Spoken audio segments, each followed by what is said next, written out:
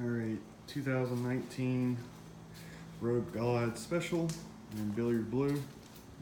The bike's about 3 weeks old. Um, Getting ready to try the F11 Topcoat. I did just wash the bike. Dried it down pretty good. The instructions weren't exactly clear if the bike shouldn't be wet. But I figured what could it hurt? So as you can see, the finish is still pretty good. Bike's got right at 1,000 miles on it, so it has seen a little bit. It hasn't seen the rain. The worst water it's seen is just a little bit of dew in the morning, or just washed it. So right now the paint looks phenomenal. Really happy with the color, but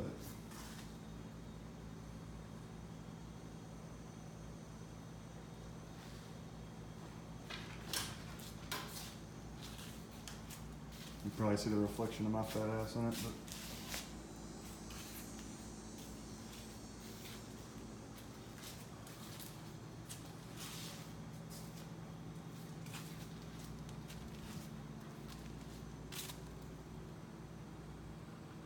all right, a couple things I learned. Well, before that, I did apply it everywhere except the back rim and tire. I didn't feel like taking off the saddlebags. I did apply it everywhere. I applied it to the screen, the windscreen.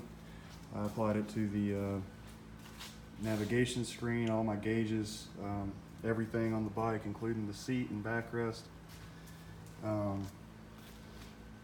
I did a pretty detailed job on getting the engine itself and the starter and the bottom of the primary cover, everything like that.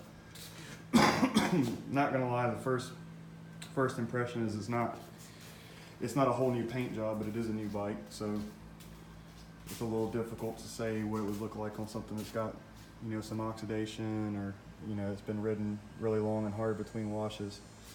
But what I was able to do pretty easily was, to get all the really easy to see, easy to access cosmetic places. And it probably took me about 45 minutes to get the whole bike done. I'm gonna roll it out in sunlight so you can see it better, but I wanted to do a comparison in the shade. So yeah, I learned a couple of things. The spray bottle's got 2 settings on it, either stream or mist, I believe it's called. You want to go for the mist option on a bike, if you're not doing a big, huge area and you don't want a lot of overspray. It is slick. So I made the mistake of accidentally getting some on my floorboard, as you can kind of see there. It's going to be, it's going to be slick until I can get it wore off. Second thing I learned is it's hotter than a $2 pistol in South Carolina in August, so it was real difficult keeping sweat from dripping off my nose. So in addition to the 2 chamois cloths you need, one for applying polish and one for actually polishing it off, you probably need to have you a sweat towel so you're not dripping all over your freshly detailed bike. But overall, it did get some of the streaks, most all the streaks, out from the wash. You do want to do this in the shade. You don't want to wash in the sun ever anyway, especially when it's 100 degrees out. But do it in the shade. It was easy. I didn't have to rush, which made it go pretty smooth. One thing I was nervous about, and I read on the bottle about halfway through, is that on matte finishes you should apply it with a pad. I didn't do that. I just used a regular chamois cloth for where the exhaust is at. I didn't get the matte finish on the engine case or transmission case. Some got on there and I wiped it off the best I could, but it's actually pretty abrasive, so it's got a sandpaper feel to it when you're pulling it off. But other than that, yeah. I think you're supposed to let it cure for 24 to 48 hours before washing. I am going for a ride here in a little bit. So, we'll see how dust and stuff like that goes to, goes to this finish. But overall, pretty happy. The wheel was really dirty. I didn't clean it at all. That's probably the biggest difference that I saw. So that's without, so much as a little bit of water touching it during the hand wash that I did. But if I can get to some comparison here, you know, that's about how it looked, you know, all the way around that wheel there. So not too worried about that wheel. I don't see it. You know, as you crouch down like that with the stretch bags, it's really hard to see anyway. So yeah, I'll try to do a review here in a couple of weeks. I'm actually going out of town, but not taking the bike. So, you know, it'll have a good, you know, 6-7 days while I'm on vacation to sit here and cure. One thing that I will tell you is that if your bike has blemishes, it'll bring it out. It's right there. I can see where my wife's foot sits when she's riding.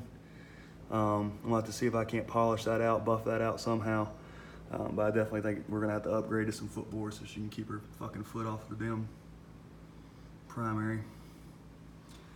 But yeah, no complaints.